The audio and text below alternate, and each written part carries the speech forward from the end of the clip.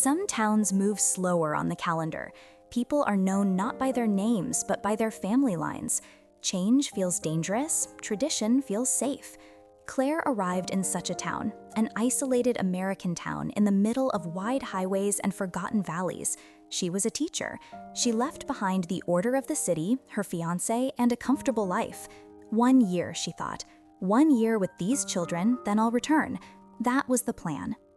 The plan broke on the first day.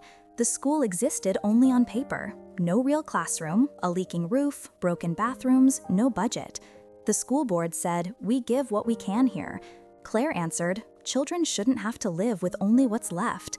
For the first time, she locked eyes with a wall of resistance. A week later, she found a church basement room. She gathered chairs, a blackboard, borrowed thermoses of coffee from mothers. On the first day, 7 children showed up. 2 were girls. Their mothers were shy, their fathers distant. One father muttered, "Girls don't need school." Claire answered, "She'll learn, yes, but what you're missing is what she will teach." The words hung in the air. No one clapped, no one agreed, but the line had been drawn. That's when she heard of Eleanor, a young woman near 20, hidden at the edge of town. Born with motor and speech difficulties, she had been called strange her whole life. People said she didn't understand. The truth was simpler. The town refused to listen. Her father Samuel kept her inside, believing it was protection. Years of protecting blurred into years of hiding. Claire knocked at their door more than once. Samuel sent her away. She returned again, this time with a box of cards, symbols, words for needs and feelings. She told him, "She may not speak, but she can show you what she thinks." He asked, "You want to make her talk?" Claire answered, "No, I want to take her to a place where she is no longer silenced." The first trials were quiet. Cards on a table, water, yes, no, stop. Eleanor's eyes flicked from cards to Claire. Then, one day, her hand touched water. Then yes, a simple need, a clear request. Weeks passed. Cards became sentences. Then a phrase appeared, "I am tired today." Claire stayed back. She wasn't there to take credit, only to open space. Soon, the town whispered, "That teacher from the city is putting ideas in her head. She's making the strange girl perform tricks." The school board sent a letter. "You're crossing boundaries. No private methods without approval." Claire folded the paper, put it in her bag, and the next morning laid out the cards again. Because sometimes approval arrives late. Sometimes it never arrives at all. In the city, her fiancé Alex called. "How long will this take?" She said, "I told you, 1 year." He pressed, "1 year and more?" She couldn't answer. That night, she met with parents in the church basement. "I'll apply for a small grant," she said. "We'll buy books, maybe a simple device. If it fails, we'll make our own." 2 mothers pulled her aside. "Our daughters will stay. Just don't make us ashamed." Claire whispered, "There's nothing to be ashamed of." The grant was denied. Low impact, not sustainable. Claire didn't stop. She wrote an article for the local paper, organized bake sales, asked the church choir to donate their concert. A jar of coins became books and a chalkboard. Sometimes victory comes not from big checks, but from small hands opening. Eleanor's progress deepened. Cards, then letters. Claire used large stencils, tactile outlines. Eleanor traced the shape, felt the sound in her mind. Her first written phrase was short, "See me." The town had never heard such a request.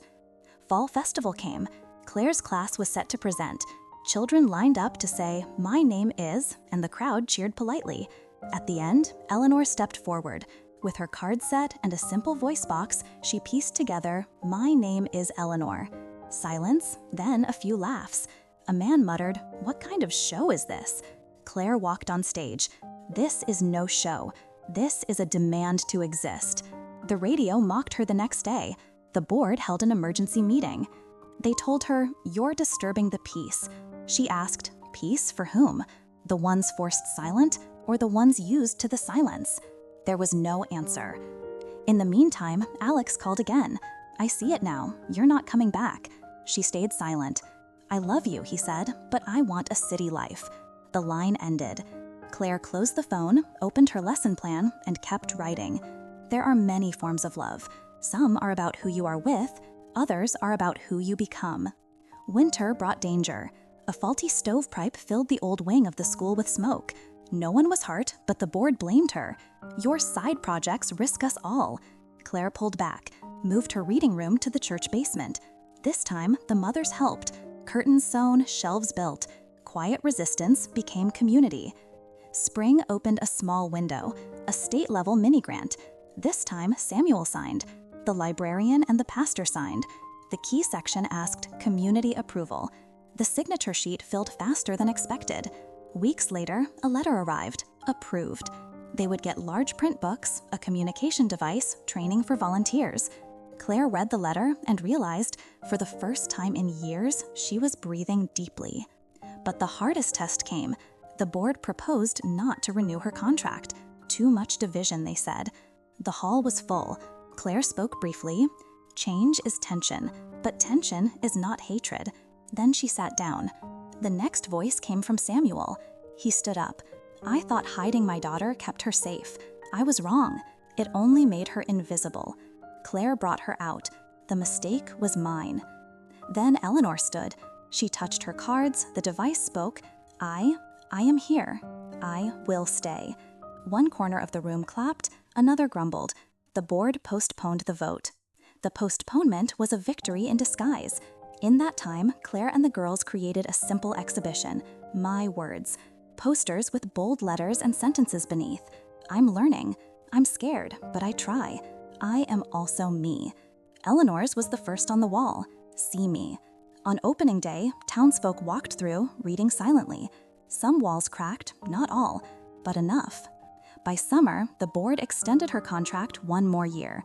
Conditional, but extended. Alex called once more, wished her well. They didn't talk of love again. Some relationships exist not to last forever, but to show you who you are. Years passed. Some things changed. More girls in school, large print books at the library, a proper classroom replacing the basement. Some things didn't. Certain doubts, certain whispers. But between doubt and whisper, there was something new, visibility. 5 years later, Claire returned from a short trip. On Main Street, she saw a new sign, Eleanor & Co. Handmade Workshop. Inside were shelves with tactile labels, large print tags, neat pathways. Eleanor stood behind the counter, handing a handmade bag to a customer. Their eyes met. She no longer needed cards, but still used her device to echo the words, "Welcome, Claire." Years ago, she had said, "My name is Eleanor." Today, she said, "Welcome." To exist is one thing. To invite others in, that is growth. The workshop had workers, mostly women, some with disabilities. Eleanor had made small adjustments for each, high contrast labels, simple symbols, safe layouts. Claire asked, "Where did you learn all this?" Eleanor answered, "From those who saw me." Outside, Claire looked at the flag by the school. Not every sentence in the town had changed, but enough had to give one child, one woman, one teacher a chance. And so the questions remain. Is success measured by how brightly you shine, or by how many voices you help to speak? Is a miracle accepting the names the world gives you, or writing your own? And in a crowd that called you strange, is there any sentence greater than "I am here"?